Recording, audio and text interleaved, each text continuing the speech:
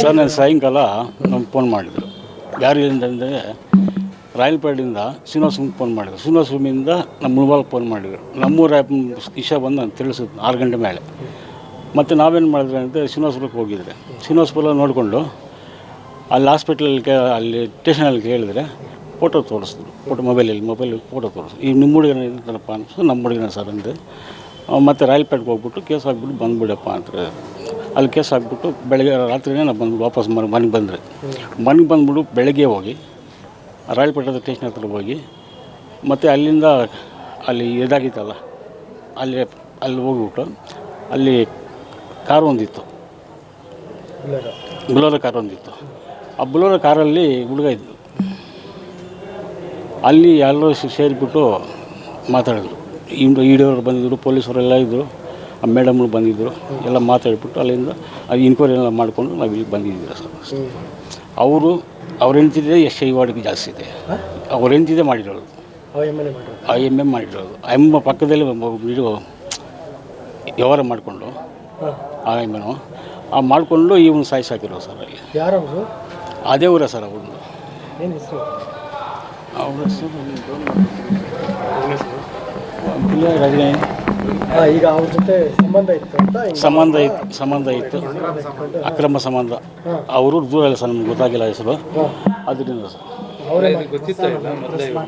ಮೊದಲೇ ಗೊತ್ತಿಲ್ಲ ಸರ್. ನನ್ನ ಸಾಯಂಕಾಲ ನಮ್ಗೆ ಗೊತ್ತಿತ್ತು. ಫಸ್ಟ್ ಒಂದು ಸರ್ ಸಂಬಂಧ ಇರೋದು ಮುಂಚೆ ಒಂದು 2 ತಿಂಗಳು ಕರ್ಕೊಂಡೋಗ್ಬಿಟ್ಟು ನಾವು ಕರ್ಕೊಂಡೋಗಿ ಅವನು ಆ ಹುಡುಗನ ಕರ್ಕೊಂಡೋಗ್ಬಿಟ್ಟು ಮತ್ತೆ ಬಂದು ಮತ್ತೆ ಮನೇಲೇ ಸೇರಿಸ್ಕೊಂಡ್ಬಿಟ್ರು. ಅವರೇ ಇಲ್ಲಿ ಏನು ಮಾಡೋಕ್ಕಾಗಲ್ಲ, ಮಕ್ಕಳವರೆಲ್ಲ ಇಲ್ಲೇ ಮಾಡ್ಕೊಂಡು ನೀವು ಇಲ್ಲಿ ಅಂತ ಮಾಡಿದ್ರು. ಜನ ಮಕ್ಕಳು ಇಬ್ಬರು. ವೇಣು ಹೌದು ಸರ್ ಮಾಡಿದ್ರು. ಹೌದು ಸರ್ ಅಯ್ಯಮ್ಮ ವೇಣು ಸೇರ್ಕೊಂಡು ಮಾಡಿದ್ರು ಸರ್.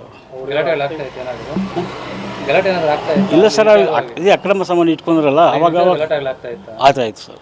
ಅವಾಗ ಮಾಡ್ಕೊಂಡ್ರೆ ಇದ್ರು. ನಾವು ಡೈಲಿ ಹೋಗಿ ನೋಡ್ತಾ ಇಲ್ಲ.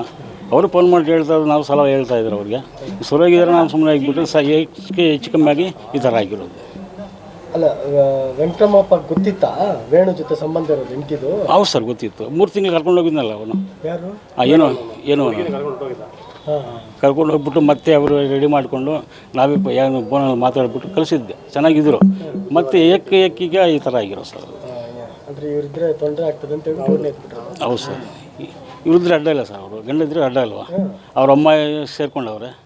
ಆ ಹುಡುಗಿ ಅಮ್ಮ ಇದ್ದಾರೆ. ಅವರು ತುಂಬ ಇದ್ದಾನೆ ನಾಗರಾಜ್ ಅಂತ, ಅವನಿಗೂ ಗೊತ್ತಿಲ್ಲ. ಅಲ್ಲಿ ಎಲ್ರಿಗೂ ಗೊತ್ತು ಅವ್ರಿಗೆ. ಫ್ಯಾಮಿಲಿ ಕೂಲಿ ಕೆಲಸ ಮಾಡ್ತೀವಿ ಸರ್.